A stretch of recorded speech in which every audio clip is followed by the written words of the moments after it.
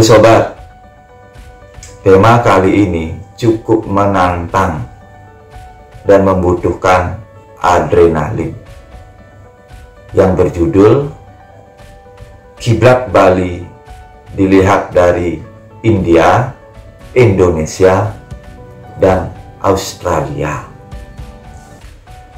Bali sebagai kiblat tidak lepas dari kiprah Hindu. Cerita ini merupakan penghormatan kepada agama Hindu secara universal. Ceritanya diawali dari pertanyaan, apa dan di manakah kiblat Hindu di dunia?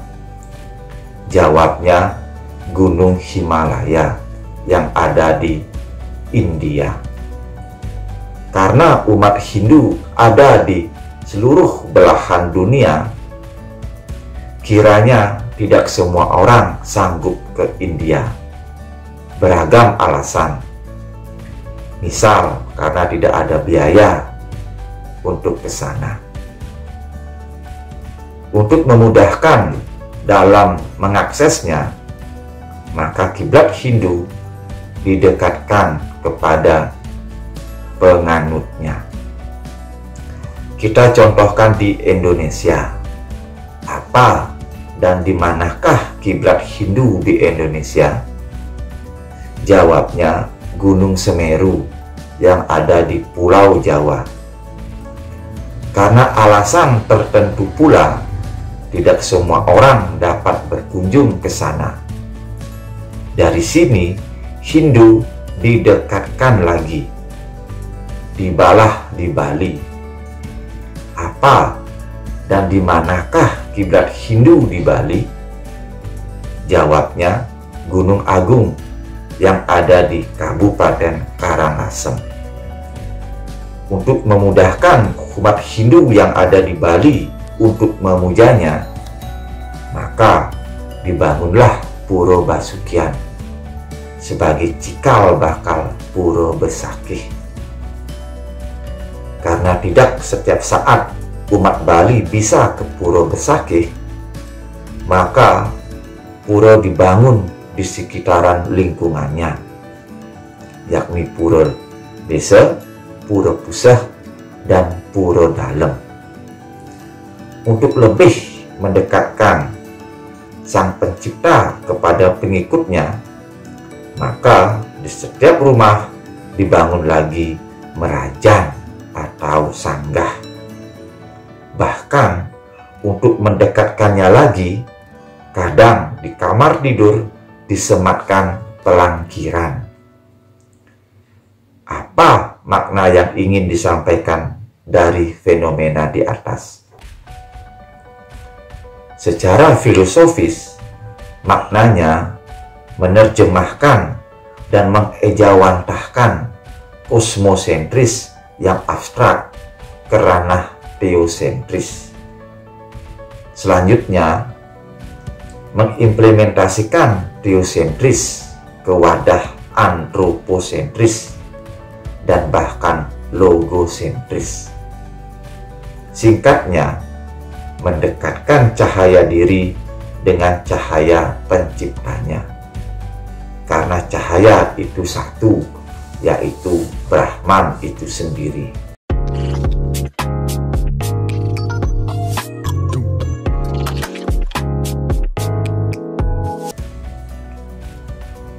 Biar sudut pandang lebih luas dan bijaksana, mari kita ragamkan lagi kiblat yang dimaksud. Baiknya dicontohkan saja. Kita asumsikan Bali sebagai titik sentralnya, Bali sebagai subjeknya. Bila ada umat yang berada dan bermukim di Pulau Kalimantan yang ada di utara Pulau Bali, maka kiblatnya ke arah selatan. Bila ada yang hidup, tinggal dan bermukim di NTT yang berada di timur Pulau Bali, maka kiblatnya ke arah barat. Begitu juga bila ada teman-teman yang berada di Pulau Sumatera yang terletak di barat Pulau Bali, maka kiblatnya ke arah timur. Hal ini juga berlaku bila ada teman-teman yang berada di selatan Pulau Bali. Kita anggap saja di Australia, maka kiblatnya ke arah utara. Apa pesan yang diterangkan dari arah kiblat di atas? Pesannya, di utara ada selatan, di selatan ada barat, di barat ada timur, bahkan ada barat lagi. Jadi, arah adalah petunjuk atau kompas religius agar kita tidak sesat. Karena itulah arah menjadi pedoman hidup dalam pencarian jati diri. Pencarian yang tak berujung. Pencarian yang tiba pada penghormatan kepada keberagaman. Bahwa keberagamanlah yang menyatukan sudut pandang. Bahkan keberagamanlah yang menyatukan kita sebagai manusia.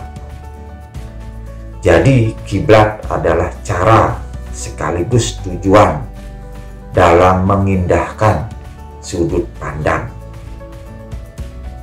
Cara memahami seperti ini adalah sehat. Sehat dalam merukunkan perbedaan.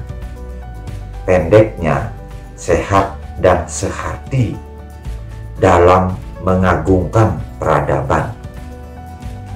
Mengingat peradaban sudah mengendap di dalam darah setiap manusia, yang telah diulas pada edisi Genom Bali di channel ini pula.